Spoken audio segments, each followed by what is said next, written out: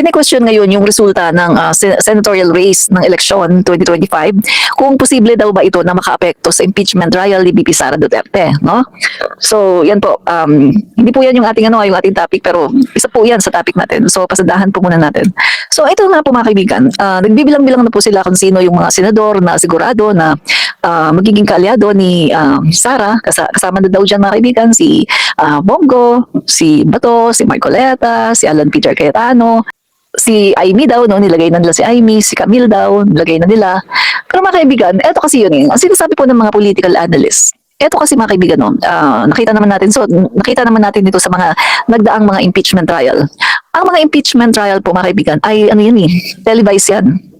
Televised po yan sa television at saka sa SOCMED, no, social media. So nakikita po yan, napapanood po yan ng taong bayan. At dito po mga kaibigan, no, sa nakikita natin, mostly ang mga senador po mga kaibigan ay nagbabatay sila doon sa mga lumalabas na mga ebidensya during that time, no, during that time. Pero ito kasi impeachment trial, katulad ng sinasabi nila, ito ay isang proseso ng politika, no, political process ito para i-remove yung isang public servant na katulad ng vice presidente para alisin siya sa pwesto at para siya ay i-disqualify sa pagtakbo, no? Perpetual po ito, perpetual disqualification. Ibig sabihin, habang buhay na hindi po siya makakatakbo sa kahit anumang eleksyon kapag siya po ay napatunayan na pag siya po ay na-convict, no? So, meaning to say mga kaibigan, dahil ito pong Senate trial, no, sa impeachment ay hindi naman po ito korte. At hindi naman po dito magbabatay talagang sa purely ebidensya na talagang kailangan yun. Kasi di ba sa korte, may konting may konting duda lang na ginawa niya ito, wala na yan no? Kahit kaunting duda lang na guilty siya, wala na yan. Acquitted na kaagad yan, no? Yan po sa korte. Kasi kailangan po talagang wala siya kahit kaunting duda, no? Ganyan po sa korte. Pero dito po, dahil ito naman po ay hindi korte, ito pong trial na ito ay isang political process para tanggalin at i-disqualify ang isang public servant na katulad ni VP Sara Duterte. So mga kaibigan, hindi po ito naaayon sa mga kaibigan sa nakikita ko hindi po palaging naaayon sa mga ebidensya kung bakit yung mga senador ay nagdidesisyon.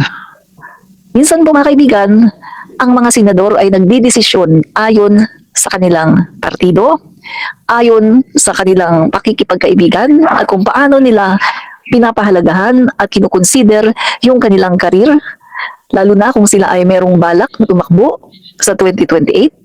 So, i-consider po nila, ay naku, baka maka-apekto ito sa akin, no? Baka mamaya, wala na akong makuhang boto sa 2028. Kapag bumoto ako dito ng yes or kapag bumoto ako ng no. So yan po, isa po yan sa mga i-consider ng mga senador natin. Pero meron po talaga mga senador na wala pa man, hindi pa man nag-uumpisa ang impeachment, ay nakapag-desisyon na. Nandiyan na kaagad, nakapag-desisyon na kaagad. At walang iba po, mga kaibigan, kundi si Robin Padilla. Si Robin Padilla, mga kaibigan, ay nakapag-desisyon na siya kaagad. Kasi siya nga po mga kaibigan, ang boss daw niya ay ang dating Pangulong Duterte. At very vocal po siya sa pagsasabi na hindi siya boboto ng yes to impeach Sara Duterte. Very vocal po siya dyan. Samantalang ito naman po si Bongo ay nagsasabi na boboto siya ayon sa ebidensya. No? Kasi nga mayroong mga sabi-sabi, may mga lumalabas na balita na si Bongo ay may ambisyon na tumakbo as President of the Philippines sa 2028. At magiging, kumbaga mga kaibigan,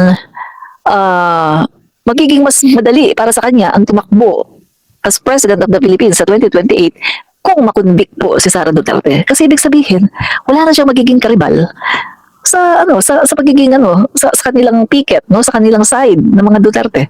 Wala na siyang makakaribal. So, siya na po magiging talagang pambato, no? Pambato ng PDP laban or pambato ng mga DDS para maging Pangulo ng Pilipinas kapag na-convict si VP Sara Duterte.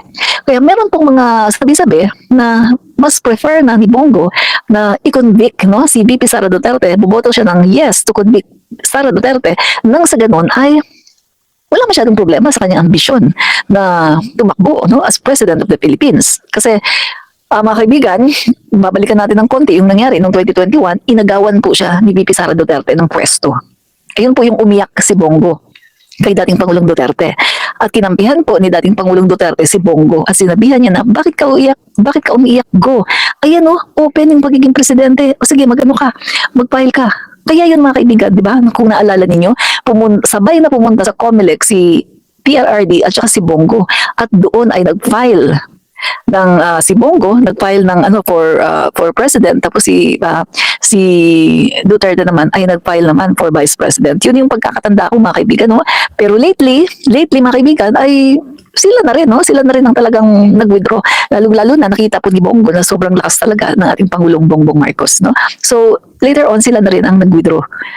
So ito ang katanungan, papayagan ba ni Bongo na muli ay aagawan na naman siya ng pwesto ni VP Sara Duterte? Knowing, mga kaibigan, tingnan niyo ang mga galawan ngayon ni Bongo. Diba? Guys, sa mga galawan ngayon ni Bongo, halatang-halata muna ang kanyang direksyon ay papunta sa 2028 presidential election. Kita niyo, after na siya ay mag-take ng oath, saan siya pumunta? Pumunta siya ng Tondo. At doon, nagpakain siya. At nakipag-budol fight sa Tondo, mga kaibigan. Doon nakisalamuha siya sa mga taong mga mahihirap. At madami siya mga sinasabi doon tungkol sa sarili niya. Binibuild up niya ang sarili niya. So kitang-kita na natin ngayon pa lang na lahat ng mga galawan ni Bongo papunta doon. Papunta doon mga kaibigan sa pagtakbo as President of the Philippines. Kaya nga sinasabi ko, wala na naman, loser na naman. Yung mga makasara, loser na naman. Kasi ito si Bongo. Nagbabalak na tumakbo. Diba? Guys, hindi na yan magpapaubaya ngayon, lalong-lalo na wala na po si dating Pangulong Duterte. Nasa dahig na po siya. At wala na po siyang wala na pong boses si dating Pangulong Duterte. So ito na ngayon mga kaibigan, no? Itong nangyari nga po na ito. Ang sabi nga mga kaibigan ng isang political analyst, hindi ka pwedeng magbilang sa ngayon kung sino sa kanila ang boboto ng no at kung sino sa kanila ang boboto ng yes. Kasi kahit sabihin mo na, halimbawa, kapartido yan o kaibigan yan, hindi mo po pwedeng bilangin. Kasi kailangan ng mga senador na to na bumoto na naaayon sa mga ebidensya na inilabas. Kasi nga, nakikita ito ng taong bayan. Halimbawa mga kaibigan, no, kitang-kita yung mga ebidensya, nagtuturo na talagang may kasalanan. Nagtuturo na talagang guilty si VP Sara Duterte. Pagkatapos, buboto ka ng no? So nakasalalay doon yung iyong moral values. Nakasalalay doon yung karera mo bilang senador ng Pilipinas. Nakikita doon ng taong bayan, ay ganito pala to. Ganito pala to, kahit na nakita na niya na may kasalanan, i-acquit pala niya kasi dahil kaibigan. Ganito pala to. Alam niya na may kasalanan pero i-acquit niya kasi dahil lang sa Duterte. Ganun po yun. Kaya tama po yung sinasabi ng isang political analyst na sa ngayon mga kaibigan ay hindi pa po tayo pwedeng magbilang. No? Hindi pa po pwedeng magbilang. Diba? Dahil hindi pa po nag-uumpisa ang impeachment trial. Diba? Sabi ni Fredo Bugarin, pinagsasabi niyo dito, manood kayo ng news lalo na sa interview ni Kato Nying kay PBBM. Panoorin mo pala yung aking post, no? Kasi yung interview ni Kato Nying kay PBBM, pinalabas ko yan at aking kinomentuhan buo, no? Kinomentuhan ko lang buo. Nagkomentaryo ako doon po sa podcast, no, ni PBBM nang siya ay tinatanong ni Kato Nying, no? So panoorin niyo po yung aking komentaryo tungkol po doon sa mga tanong at mga sagot po ni PBBM, no? Yung kay Kato Nying, no? So yun mga kaibigan, na hindi pa po pwede na sa ngayon na hindi pa nag-uumpisa ang impeachment trial, hindi pa po pwede na magbilang. Ay, ito si ano dito to, boboto ito ng no. Ito si ano, boboto ito ng yes. Hindi pa po. Kasi hindi mo malalaman. Sa totoo lang po, no, hindi mo malalaman kung ano ang kanyang iboboto. Puwera na lang doon talaga sa umpisa pa lang ay nagsabi na, katulad na lang ni Robin Padilla.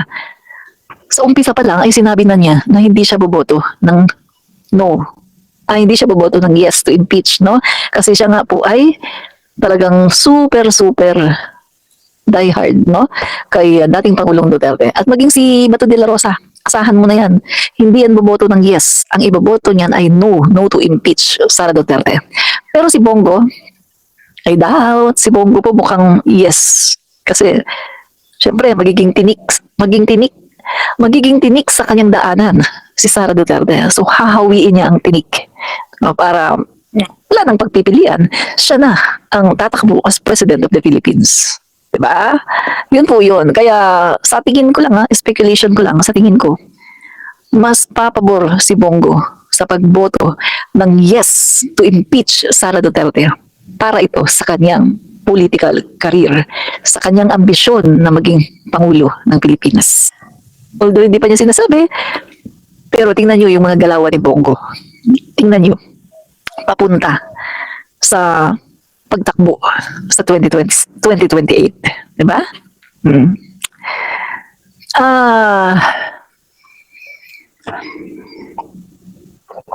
Sabi niya, bakit si tatay naglalaba? Alam mo, meron kami ditong distribution, no, ng mga task. Hindi yung, ay, si nanay, maglalaba, si nanay magluluto, si nanay gano'n. Meron ditong distribution of tasks. Kasi dito po sa bahay namin ay democracy. No? Hindi po dito komunista, hindi po katulad sa inyo, no? Na kayo po ay mga communist, no? Na walang democracy. Dito po sa bahay namin, democracy ang pinapairal, hindi communist party. Galit yarn, wag pikon. Yan. Basahin lang natin itong isang article. Ejercito agrees with Escudero. No need to rush Sara Duterte's impeachment trial. So, sabi po ni Senator J.B. Ejercito on Tuesday agreed with Senate President Francis Escudero that Vice President Sara Duterte's impeachment trial should not be rushed. Ejercito cited the same reason Escudero gave the House of Representatives allegedly sat on the complaint and sent it last minute to the Senate. So, mga kaibigan, no, ito yung pag delay no nila ng itong impeachment trial ni VP Sara Duterte. Masyado pong dinelay no sa Senado. At yun nga, July 2 daw mga kaibigan, uumpisahan ng impeachment trial. No? So, panoorin muna natin si Robin Padilla. Tulad po ng sinabi ng Pangulo, hindi po ito makatutulong sa ating bayan sa ngayon.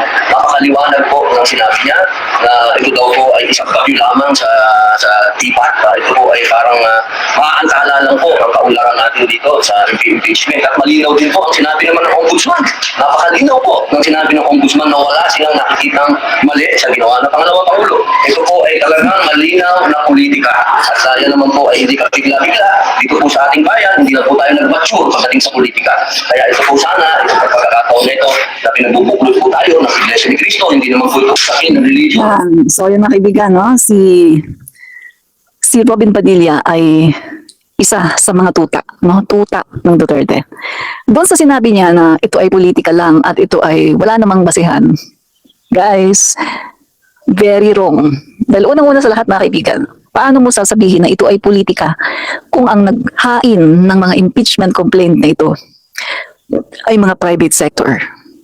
Remember, religious group, mga taong simbahan, yung pinakauna na naghain ng impeachment, mga religious group, madre, madre, mga taong simbahan, mga estudyante, media group, iba-ibang mga uri ng mga tao. Sila ang pinakauna na naghain ng impeachment.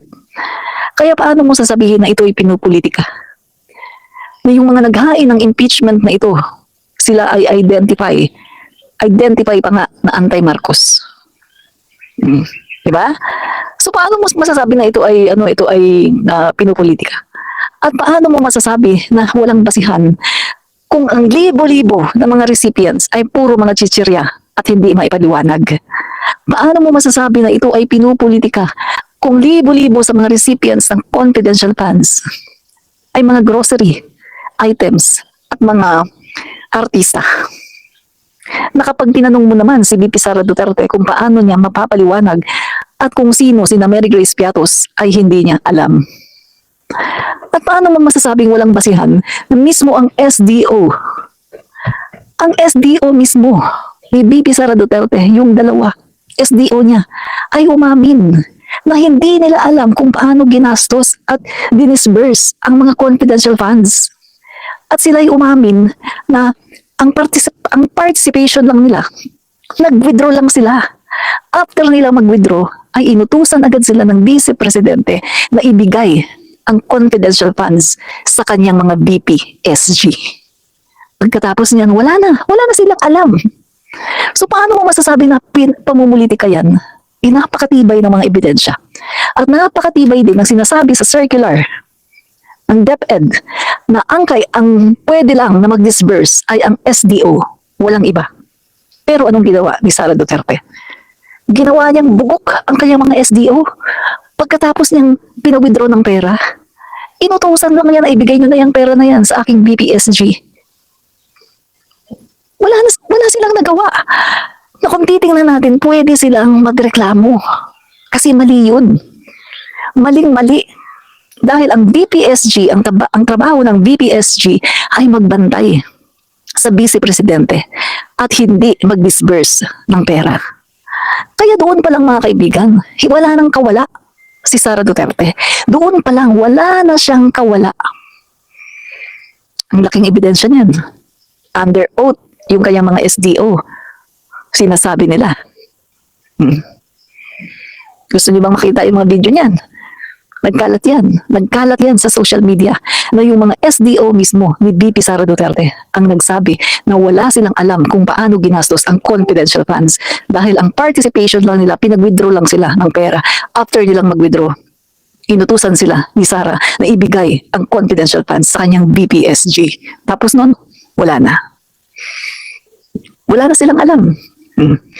So mga kaibigan, kung titingnan natin yung 7 articles of impeachment na inihain kay VP Sara Duterte, lahat yun, merong matitibay na mga ebidensya. Grabe mga kaibigan. 7 articles of impeachment yun. At ang matindi nito, after ng hearing, pwede siyang kasuhan ng plunder. Dahil yung plunder, 50 million lang yun. Pasok na pasok. Yung sa kanya, 612 million. 612 million. Yung plunder, 50 million lang. Kaya pasok na pasok siya. Kaya mga kaibigan, no? Yan siguro ang dahilan kung bakit ang mga DDS ay ayaw na magkaroon ng impeachment at kanila itong gumagawa sila ng lahat ng kanilang makakaya para i-delay ang impeachment. Kasi alam nila na walang kawala dito si VP Sara Duterte.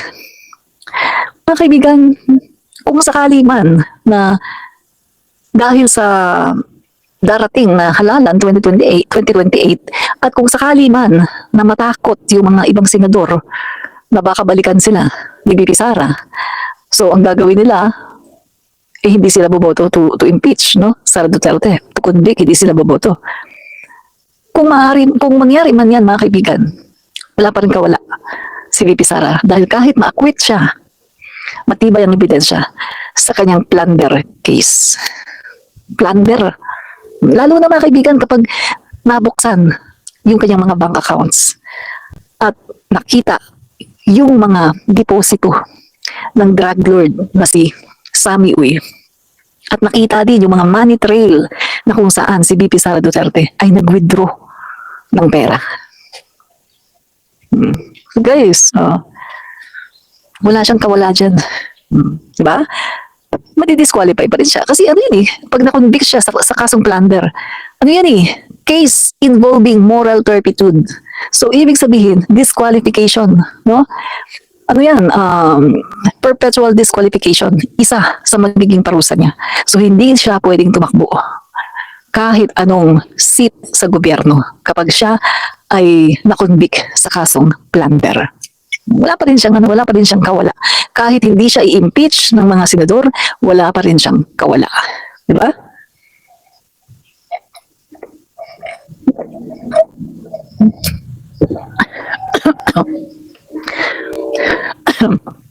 So, yan ang mga kaibigan, no? Ayan yun. Ang sinasabi po natin dito ay katotohanan, ano? Katotohanan po ito. At hindi po ito fake news, no? Kahit na hindi po siya i-convict ng mga senador yan, kung napatunayan yung mga nangyari, no? At yung 612 million na yan, mga kaibigan, pwede siyang kasuhan ng plunder case.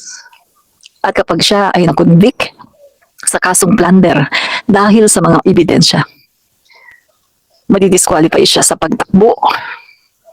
Perpetual disqualification. Hindi siya po pwedeng tumakbo kahit anong seat sa gobyerno. Disqualify na siya.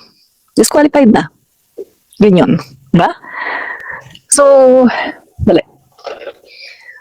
Bago tayo mag-proceed ulit, gusto ko ulit pasalamatan, mga kaibigan. Flex ko lang, no? Bago tayo mag-proceed, no? Gusto ko lang i-flex, mga kaibigan, no? Dali, tatakpan ko muna. Flex ko lang ito. Okay. Flex ko lang, mga kaibigan, no? Okay, flex natin. Flex ko lang, mga kaibigan, yung aking award na nakuha, no? Yan, Admin Reach. Boses ng Katotohanan. Yan, Boses ng Katotohanan Award. Okay, Boses ng Katotohanan Award proudly presented to Admin Reach for being a consistent and credible voice in the fight against misinformation, anchoring content in facts, fairness, and integrity during the 2025 midterm elections. Your work helped bring our message to more communities and inspired Filipinos to believe in our vision of a better, stronger, more united Philippines. Given this May 17 at Bagong Pilipinas headquarters during the Alianza Thanksgiving Dinner. Nabota City Representative Toby Tiangco, Campaign Manager. So ito po, mga kaibigan, yung aking award. Boses ng Katotohanan Award, no? So, nagpapasalamat po ako kasi sa sobrang dami po namin ng mga vloggers, no, na umattend doon. Nasa 60 kami. Ay kaunti lang po ang nagka-award, no? At isa po ako doon sa nagka-award. Boses ng Katotohanan. Kasi dito po sa ating page, tayo po ay lumalaban sa mga fake news, sa mga disinformation, sa mga paninirang puri. Kaya po, yan po ang aking brand, no? Fight fake news. Expose the truth. Diba? Yan po yung mga kaibigan, no? So, Admin Reach. So, tuloy na natin. Okay. Tinakpan ko lang po yung aking napakagandang pangalan. Yan. Ang inilabas ko lang yung aking alias, Admin Reach. Tapos tinakpan ko lang yung aking napakagandang pangalan. Ang ganda kasi ng pangalan ko, no? Grabe. Mula nung ako'y bata pa, talagang ayoko na sa pangalan ko. Ayoko talaga siya, no? Hindi ko talaga gusto yung pangalan ko simula nung ako'y bata. At kapag ako'y tinatawag ng mga kasama kong vloggers sa real name ko, sa aking tunay na pangalan, nagagalit ako. Ano ba? Huwag mo akong tawagin ganyan. Hindi ko type yung pangalan ko. Ang baho-baho ng pangalan ko. Sabi naman ng kasama kong vloggers, ano? Ang ganda-ganda nga ng pangalan mo eh. Ganda daw ng pangalan ko. Ewan ko, basta ayoko ng pangalan ko, hindi ko siya type. No, hindi ko siya type. Siguro kaya hindi ko type ang pangalan ko kasi ano eh, sounds like Chinese. Parang Chekwa. Yung pangalan ko parang Chekwa.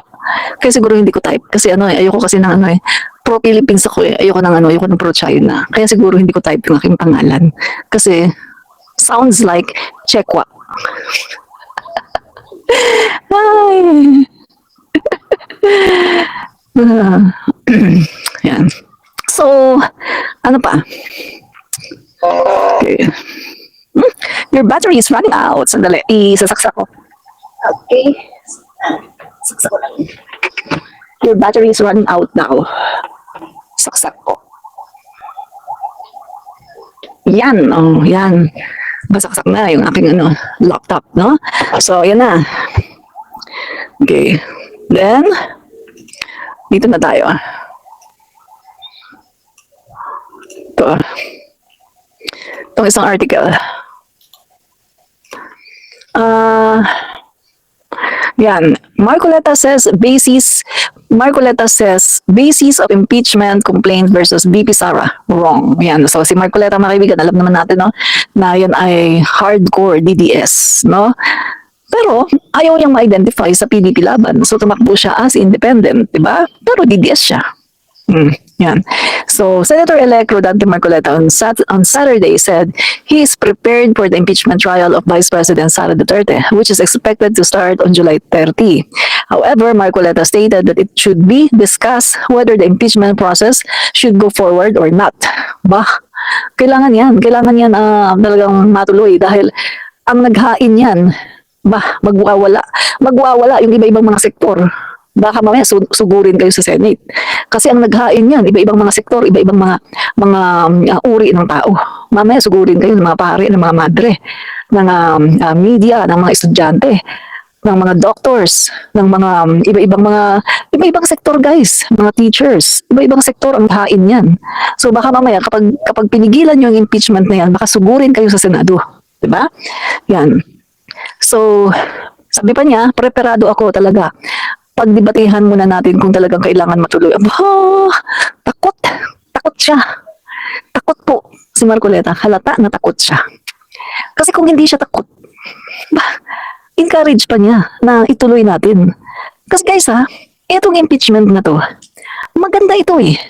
Kung walang kasalanan ang Vice Presidente, pabor sa kanya to. Kasi mapapalabas ngayon yung katotohanan at malilinis yung pangalan niya na ay wala pala talaga siyang kasalanan. Pero kung meron talaga siyang kasalanan, yan ang dahilan. Yan ang dahilan kaya nila pinipigilan ang impeachment kasi alam nila na may kasalanan talaga ang BP.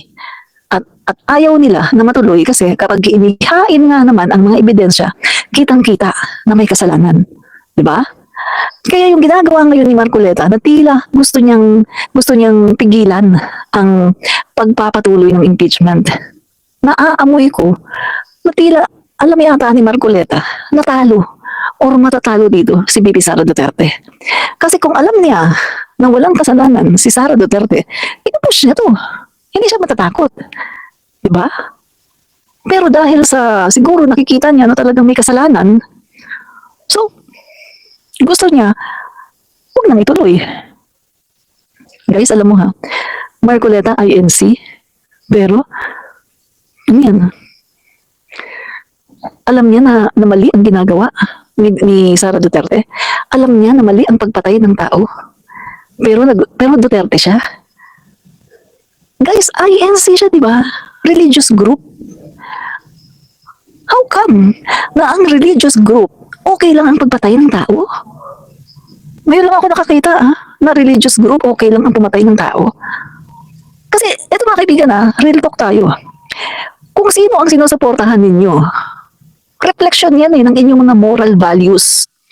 Kung sinasabi mo na ikaw ay INC, ikaw ay religious group, pagkatapos ang sinusuportahan mo yung mga mamamatay tao, yung mga ang pulisiya ay tukhang, patay. Ibig sabihin, yan ang values mo. Wala kang pakialam sa buhay ng tao. Paano mo sasabihin ngayon? Paano ka ngayon magtuturo tungkol sa Biblia kung ang sinusuportahan mo ay mga mamamatay tao? O sige nga, sabihin nyo nga sa akin, paano magtuturo sa Biblia kung ang sinusuportahan ninyo ay mga mamamatay tao at magnanakaw? O sige nga, paano kayo magtuturo tungkol sa Bible? Diba? Ito yung sinasabi natin dito, komentaryo natin to at mga opinion natin to, ayon sa mga nakikita natin. Diba? Makes sense. Common sense lang Sinasabi mo na relihiyoso ka, sinasabi mo na ikaw ay belong sa isang religious group, pero ang sinusuportahan mo talaga mga mamamatay tao. Kill ang policy. My God, nasaan ang iyong moral values? Nasaan yung pagtuturo sa mga salita ng Diyos? Hypocrisy. It's all about hypocrisy. Ay, hipokrito.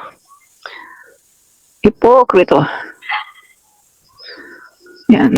So mga kaibigan, wala na tayong aasahan sa mga ganitong klaseng senador kasi hindi pa man nag-uumpisa ang trial, pinapakita na nila na talagang dito sila. Hindi sila pabor sa impeachment. So wala na tayong aasahan sa kanila, mga kaibigan, dahil nandyan sila para ipagtanggol ang mali. Nandyan sila para ipagtanggol ang hindi tama. Diba? Yun ang katotohanan. Correct po. bawal ang pumatay ng tao. No? Correct. Bawal po talaga ang pumatay ng tao. Pero yun po ang ginagawa nila eh. Pumapatay sila ng tao. At okay lang sa kanila. Di ba? Oh. Kita mo, sinusuportahan ha. INC daw. Iglesia ni Cristo daw. Pero ang sinusuportahan, mga mamamatay tao. Kill, kill, kill ang policy. So, yung mga kaibigan, no, yung sa impeachment trial, hindi tama na hindi pa man nag-uumpisa ay binibilang na kaagad kung ilan ang pro at kung ilan ang no to impeach Sara Duterte. So, dapat po ang bawat senador ay magpasya ayon po sa mga ebidensya at hindi ayon sa pagiging panatiko sa iisang pamilya. Dahil unang-una sa lahat, hinalal kayo ng taong bayan at hindi kayo, ang inyong boss ay ang taong bayan at hindi ang mga Duterte. Kaya dapat kayo ay magpapasya ayon sa makikita ninyong ebidensya. So doon sa mga senador na kitang-kita mo na ngayon pa lang ay mayroon ng bias, suggestion ko, tanggalin sila. Mag-inhibit sila. Na sila na mismo ang mag-volunteer na umalis, tanggalin yung kanilang sarili doon sa hearing na hindi sila tatayo as senator judge para walang bias, para hindi sila magkaroon ng bias. Yun ang ipapanawagan natin na lahat ng mga senador na to, katulad na lang ni Robin Padilla, Bato de la Rosa, si Amy, dapat yung mga yan, tanggalin. At huwag na silang sumali sa impeachment trial dahil meron silang bias. Wala pa man ang trial, nakapag-desisyon na sila na i-acquit nila si Sara. Kaya hindi sila nararapat na tumuyo as senator judges dahil meron silang bias. Diba? Yun mga kaibigan, no? So, mga guys, no, hanggang dyan na lang muna at babalik po tayo mamaya for another live, no? Maraming pong salamat. Yan, salamat po sa lahat ng mga PBBM supporter, sa lahat ng Marcos supporters na nandito at maging sa mga DDS. At nga pala mga DDS, para magkasilbi naman kayo, pwede bang paki-double tap yung ating video? Double tap nyo ang ating video at paki-share na rin para naman ito ay mapanood din ng iba, no? At saka paki-subscribe na rin, no? Maraming salamat. Fight fake news. Expose the truth. Bye and God bless.